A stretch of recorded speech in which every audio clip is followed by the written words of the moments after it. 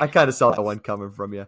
All right, let's move to, personally for me, my favorite game of the weekend, I think, because this is a do or die situation for Alabama. Let's go to College Station, Alabama at A&M. There is a lot riding on this game. We know that JP said last week, and I agree with him, this is a matchup nightmare for Alabama, and I'll get into that in a second. But Reese, you're leading us off on this one. Give us something here.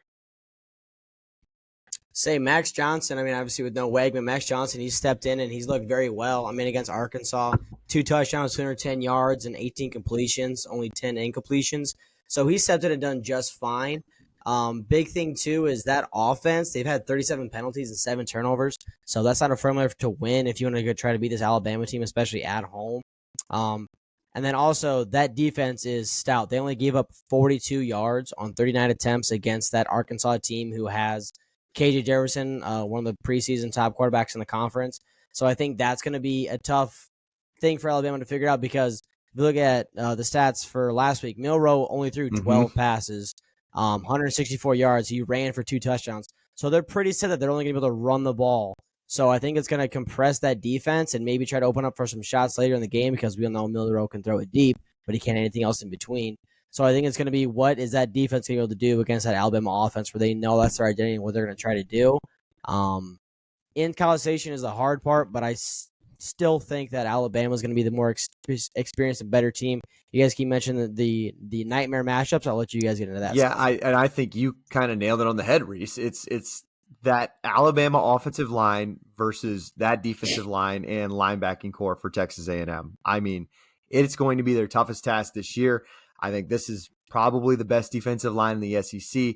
Edgerrin Cooper is a fantastic linebacker that can get a ton of pressure. He's had multiple sacks in the last 2 games, and they forced KJ Jefferson under 150 yards last week. They forced Peyton Thorne to an abysmal, I think it was 60 yards 2 weeks ago or something like that.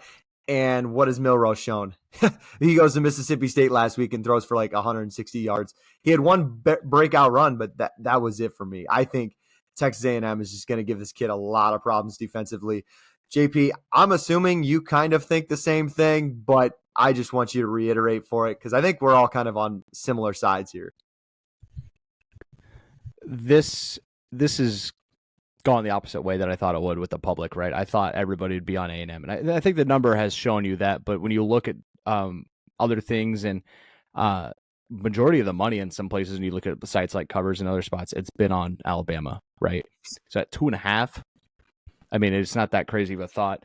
It does definitely come down to how in the world do you protect Jalen Milroe? I truly don't know, right? And then if you're A&M, can we run the football again? Can Max Johnson air it out a little bit and be consistent in the same way he was last week? He didn't make you lose a game last week, but Alabama's stout defensively. We've seen that each week. They've gotten better and better, and they're damn good.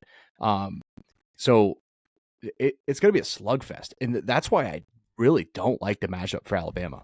If it's this low of scoring and battling, you really, really need possessions to count. And if you can't protect the quarterback, it's going to be a long night. And Milroe, they probably have stuff in a good spot where they need to run the football with him and get him out of the pocket. I think they know that, but I don't like the matchup for Alabama in this case, especially that way.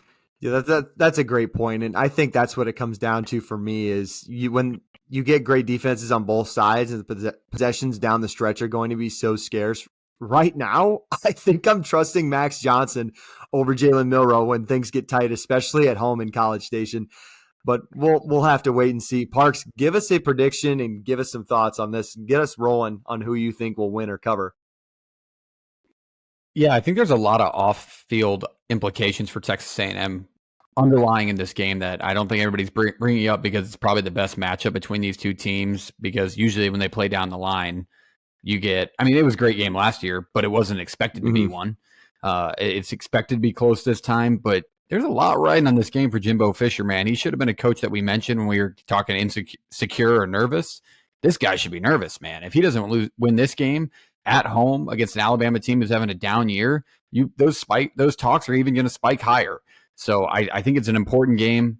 I have not seen enough from Alabama's offense to think that they're going to be able to get anything done against this defensive front. I think A&M edges them at home this year, and that is a bold take because I'm not one to pick against Alabama, but this is the year for them. Yeah, I just think there's so much riding on the line. And I know both of these teams watched LSU last weekend and thought, holy shit, like this is ours to take now. If we win this game, it's kind of ours for the taking. With that being said, give me the home team. I think A&M just wins outright. I think you could sprinkle a little bit on the money line.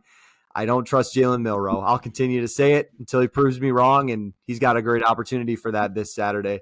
JP, who do you got?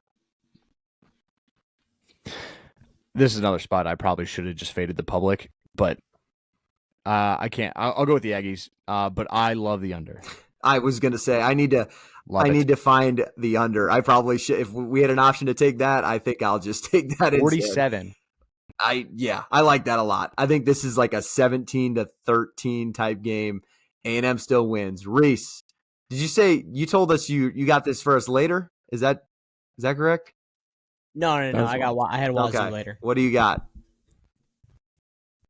I'm gonna go against all you. Give me A&M or not A&M. Give me Alabama. Sorry. So is that three? Is that a 3-1? Thank you for your service, Reese. Yes, 3-1. Thank you very much, Reese.